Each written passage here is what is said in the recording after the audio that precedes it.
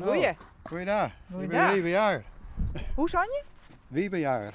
Goeiedag. Wieberjager, Oudje de Hoop, Omroep Friesland. Ja, Ja. dat is ook. Ik dacht En je wel. bent mijn zegenpaard. Wat ga je die in? Nou, zo. Die kriet bij hem hierheen voorbij halen.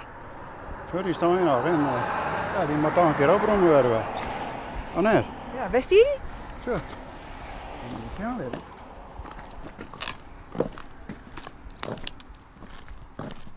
Ik ga een buis in de grond.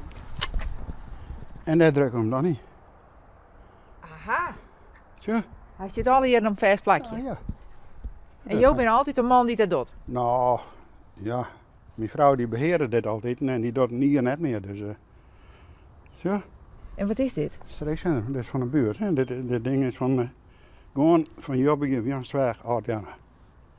Daar is het ding van. Een soort dwarfshoes. Het is een soort warfhuis, ja.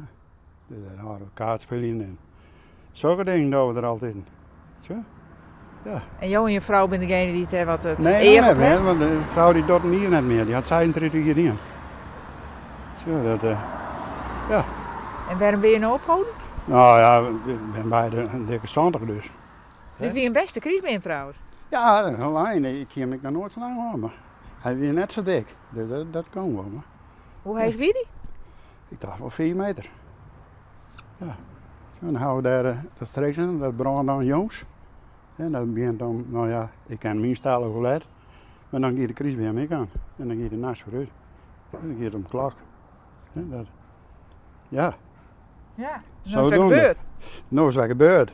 We vallen hier weg.